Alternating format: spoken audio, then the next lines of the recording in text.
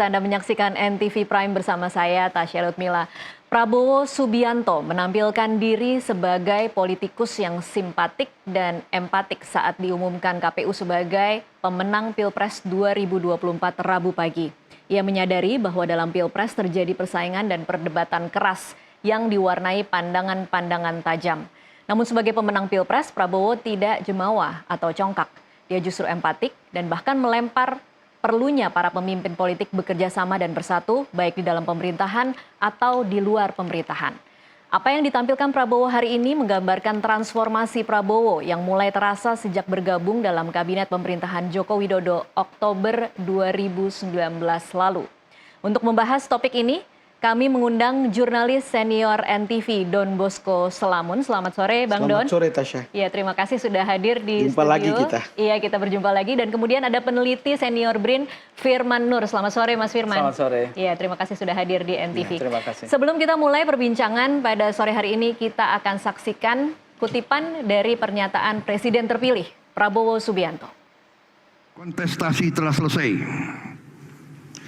Pertandingan telah selesai. Kita semua lelah dan mungkin ada di antara kita yang tidak puas, yang kecewa. Mas Anies, Mas Muhaimin, saya pernah berada di posisi Anda.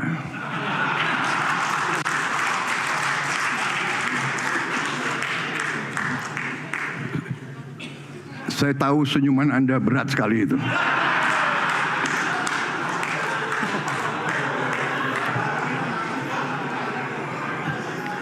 Tapi ini yang dituntut oleh rakyat kita.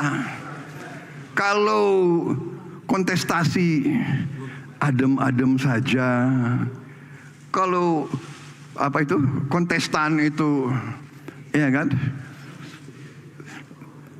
tidak tajam dan tidak keras, namanya bukan pilihan untuk rakyat. Rakyat minta pilihan, rakyat minta perbandingan. Iya, kita langsung berbincang, Bang Don. Ya. Semua orang tersenyum ketika ada kata-kata senyuman Anda terasa berat sekali. Bang Don ada komentar? Ya, karena Pak Prabowo sendiri punya pengalaman. Bayangkan 3 kali kalah. Baru percobaan keempat dia menikmati, tanda kutip, kemenangan. Iya. Yang memikul tanggung jawab baru begitu. Jadi, dan itu memanusiakan Prabowo hari ini. Ya, kalau lihat seperti ini, statementnya sangat original. Saya tahu senyum. Itu berat sekali gitu. Ya karena beliau pernah mengalami. Walaupun ketika kita lihat tahun 2014, tahun 2019 itu seperti berapi-api gitu Pak Prabowo, seperti agak susah menerima kekalahannya.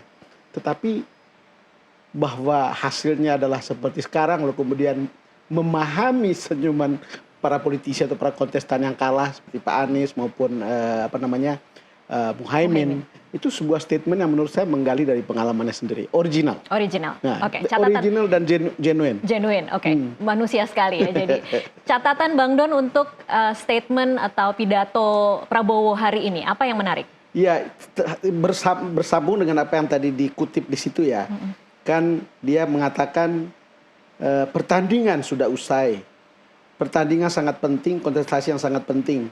Karena rakyat membutuhkan. Tapi ini rakyat menuntut bahwa semua unsur pimpinan harus bekerja sama, harus kolaborasi. Kerjasama dan kolaborasi itu apa? Beliau mengatakan dengan jelas, membawa kebaikan, membawa kesejahteraan, menghilangkan kemiskinan, menghilangkan kelaparan, menghilangkan korupsi di bangsa Indonesia. Kalau kita lihat kan ini kata-kata yang tampaknya sangat retoris dan sangat politis. Yang kita harapkan bagaimana Pak Prabowo kemudian mengubah ini sebuah retorika politik dan ini mungkin dulu adalah bawaan bahasa kampanye menjadi bahasa kerja. Bahasa kerja, bahasa program, bahasa praktis untuk kemudian bisa dijembatani dalam program-programnya. Lalu kemudian memilih orang yang tepat untuk menjadi pembantu-pembantunya untuk memenuhi apa yang dia katakan tadi, dia janjikan tadi gitu. Kita berharap janji ini bukan lagi semacam janji kosong sebagai janji kampanye, tapi betul-betul nyata gitu.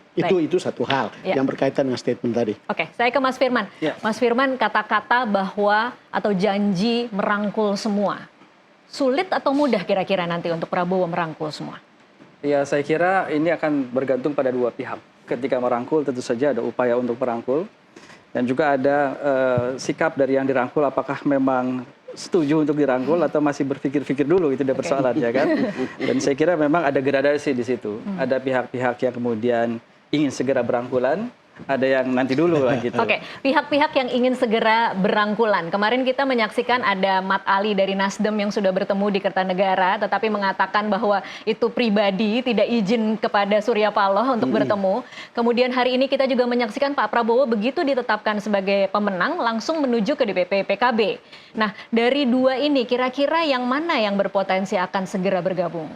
Saya kira yang punya posisi tidak terlalu punya masalah dari sisi chemistry, tidak punya masalah dari sisi histori, dan memandang ini sebagai satu bentuk kontestasi yang wajar dalam dunia demokrasi, dan tujuannya tetap untuk kepentingan bersama, dengan cara bahwa yang terbaik adalah ketika akhirnya harus juga bergabung dalam pemerintahan. Yang mana itu? Mungkin saja keduanya yang harus disebut. Tapi ada lagi yang pihak yang merasa bahwa oke, kita buat kepentingan bangsa. Itu tidak ada keraguan dari itu. Tapi memang untuk itu kita perlu berbagi peran demokratik. Jadi ada yang memang menjadi pemerintah, penguasa, ada yang jadi watchdog bagi pemerintah alias oposisi. Dan itu dipraktikkan oleh negara-negara besar, negara-negara yang terbukti makmur, negara-negara yang terbukti stabil, negara yang terbukti memang demokratik.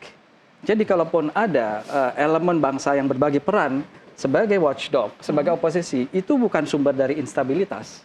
Karena secara empirik justru negara-negara yang stabil, negara-negara yang kuat, negara-negara yang makmur adalah negara-negara yang memiliki oposisi yang kuat juga. Kunci dari stabilitas adanya oposisi. Bang Don mungkin mau menambahkan? Kalau kita lihat setelah Pilpres, bagaimana kemudian Presiden Jokowi memanggil seorang Bang Surya Paloh, lalu kemudian bagaimana seorang Prabowo datang ketemu Pak Surya Paloh, lalu kemudian sekarang ketemu PKB. Apa yang diinginkan adalah seperti yang kita dengar dari berbagai kalangan, ini tetap mereka menginginkan koalisi besar. Koalisi besar gagasannya persis seperti pemerintahan tahun 2019. Maka bahasa Pak Prabowo kalau lihat pidatonya itu kan reconcile. Rekonsiliasi bisa diartikan juga sebagai mengajak sebanyak mungkin orang untuk duduk di satu meja, jangan ada yang keluar dari situ, walaupun tentu Mas Firman benar bahwa jangan ambil semuanya karena harus dibiarkan juga ada orang di luar itu untuk check and balances. Jadi kalau diambil semuanya itu juga repot. Bang Don, jadi prediksi Bang Don siapa yang akan segera bergabung? Ya pasti akan ada Nasdem masuk ke dalam. Pasti PKB sangat mungkin juga masuk ke dalam. Yang kan ada di luar itu mungkin PDIP kalau tidak mau dirangkul ya. Lalu kemudian PKS. Kira-kira begitu kan, itu yang tersisa. Kalau PDIP mau dirangkul mungkin tinggal tersisa adalah PKS. Tetapi hal itu sebetulnya kita belum tahu. Karena kalau lihat PDIP sikap dia sekarang ini kan masih sebetulnya wait and see. Karena Pak Jokowi masih jadi presiden. Bisa-bisa berubah setelah pelantikan pada Oktober 2024. Semua bisa berubah gitu. Tetapi kan kita butuh pemerintahan yang stabil.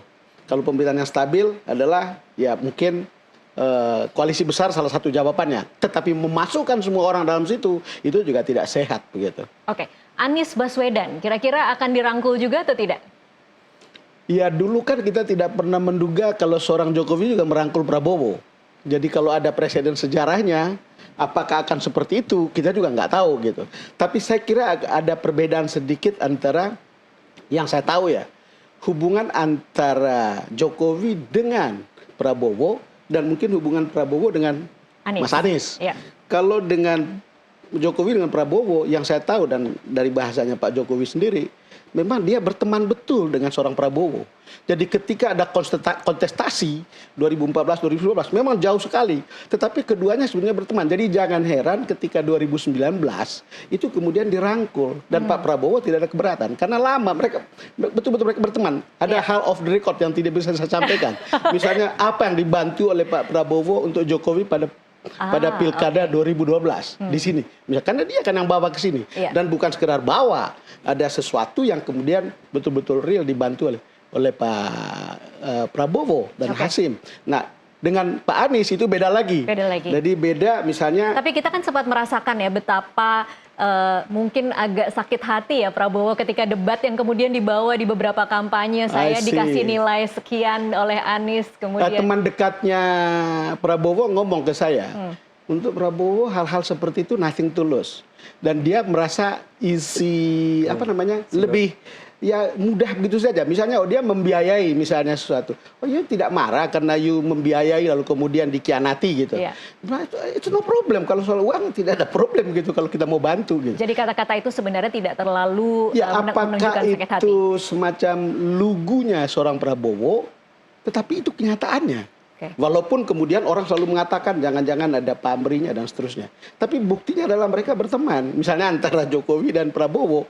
Kenapa kemudian orang seperti Jokowi all out misalnya mendukung ini? Iya. Tentu ada riwayatnya. Tentu di samping misalnya karena ada urusan bagaimana kemudian take and give-nya itu adalah you terima Gibran. Lalu kemudian saya berjuang untuk Anda gitu. Lalu kemudian secara politis Itu tentu Pak bargaining. Prabowo bilang, oke, saya merasa ini kans untuk menang itu bersama Jokowi. Padahal semula kan mau terima Pak Erick Thohir sebetulnya. Iya, Itu kejadiannya. Baik, Mas Firman, bijakkah kemudian kalau misalnya Prabowo kemudian merangkul Anies, melihat potensi mungkin 2029 dia akan maju lagi sebagai penantang Prabowo misalnya? Ya itu saya kira untuk kepentingan Prabowo. Mungkin saja itu menjadi salah satu manuver yang dibangun sejak dini.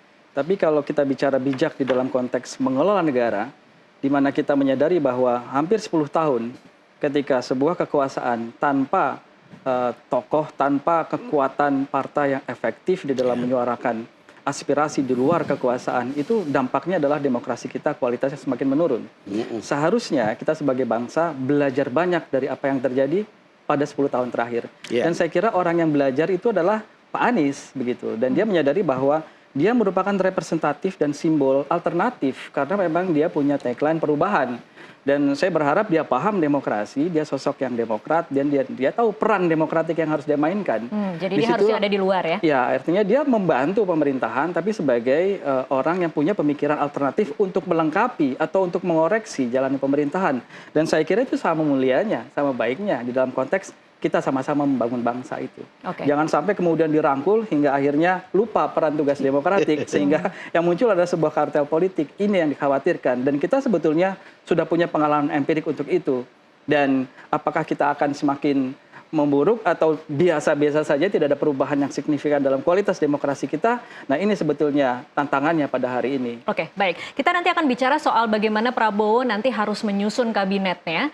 Jatah-jatah menteri harus diberi berapa untuk masing-masing parpol dan kemudian catatan dari MK yang kemarin harus jadi perbaikan di pelaksanaan Pilkada November 2024. Di segmen selanjutnya pemirsa tetaplah bersama kami.